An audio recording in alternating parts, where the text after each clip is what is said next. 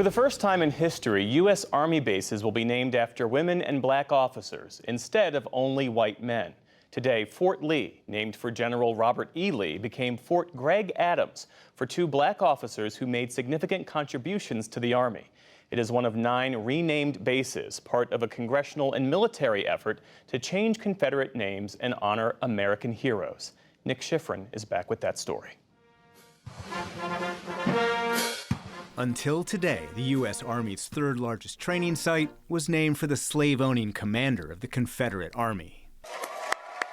Nearly 160 years after Robert E. Lee's surrender, Fort Lee surrendered its namesake traitor to commemorate 2 trailblazers.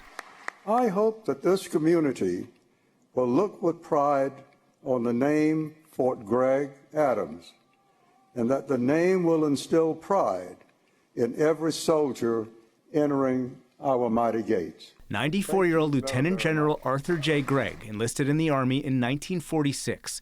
He wanted to be a lab technician, but faced racial barriers, so went into logistics. He graduated from Officer Candidate School and retired after 36 years as the military's highest-ranking black officer. His first assignment at the base that now bears his name, with its whites-only officers club, which is also now named for him.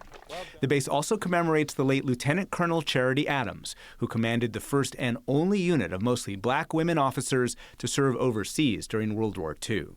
It's all part of an effort to rename 9 bases and hundreds of other military assets whose names celebrate the Confederacy.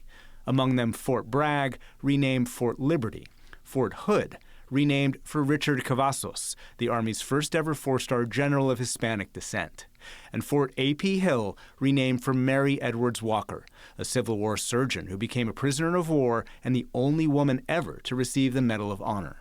The naming commission was chaired by retired Navy Admiral Michelle Howard, the Navy's first female 4-star and the first black woman to command a U.S. Navy ship. I spoke to her yesterday. Welcome to the NewsHour. Thank you, Nick. Why overall is this renaming important? After the George Floyd murders, many states started to rethink our vision and memories of the Civil War. At the federal level, Congress realized that naming an asset, a building or a ship after someone honors them, commemorates them. And the people who fought for the Confederacy were traitors. They waged war against the United States. So those names should be removed or replaced with names of people who have remained faithful to the United States. Our military bases are important symbols of might and right of the United States. And the names that are on the base signs, the names that are on our ships, should reflect the values of our country and the values of the American people. You acknowledge in your report that as you and your commissioners did your work, you were criticized for, quote, erasing history. But you write this, you write, history is about who we were.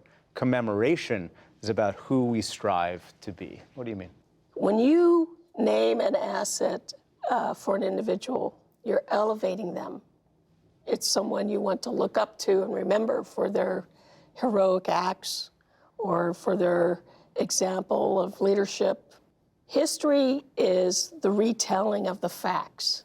We're not looking at changing DOD school books, but we are looking to have names now that when a sailor serves on a ship or a soldier serves on a base or an airman serves on a base, they can look up and learn about that person and be inspired to be a better military member. You acknowledge that many of the bases named for Confederate leaders have far more to do with the culture under which they were named than they have with the historical acts of their namesakes. How so? After the Civil War, there was not a naming of Confederates. There were no symbols. They were considered traitors by those who had stayed with the U.S. Army and by our government. These installations that we looked at, they were named in World War II. And the idea of the Army, the Department of War at the time, was that We should name bases in the South after Confederate generals and bases in the North after Union generals to help create patriotism. What's obvious in that statement is they are forgetting about all of the Americans who are either African American or other communities, that the naming after Confederate generals is not inspiring.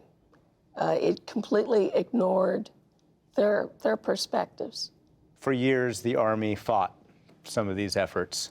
Yes. We went back to 2017 and found a statement that removing the names of Robert E. Lee and Stonewall Jackson from a base in New York would be, quote, controversial and divisive.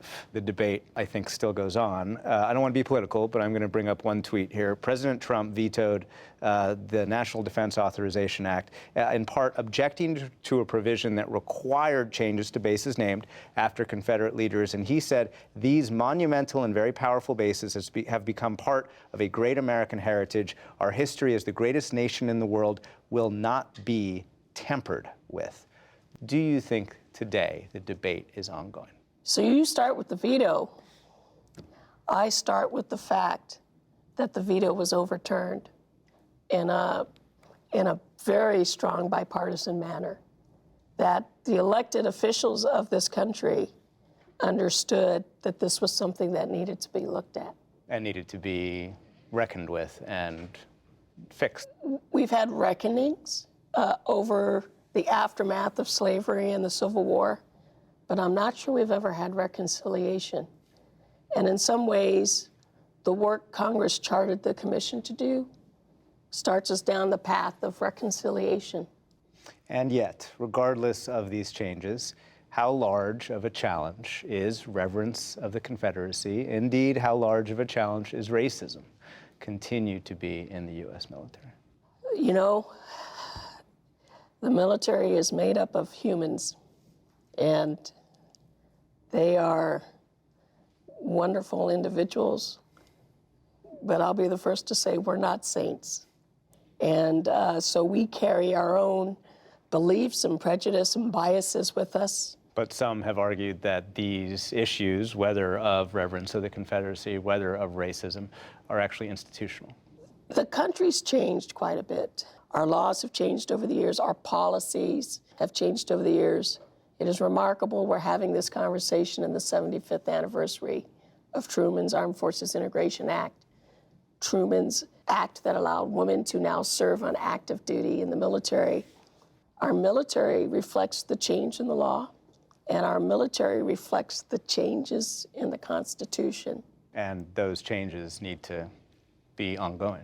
I don't know if our founding fathers thought of the Constitution as a living, breathing document that would become more encompassing of all of her citizens and expanding the rights to all Americans, but that is what is happening. And so this democracy continues to evolve, but I think the better it evolves, it just continues to make our country greater. Retired Admiral Michelle Howard, thank you so much. Thank you, Nick.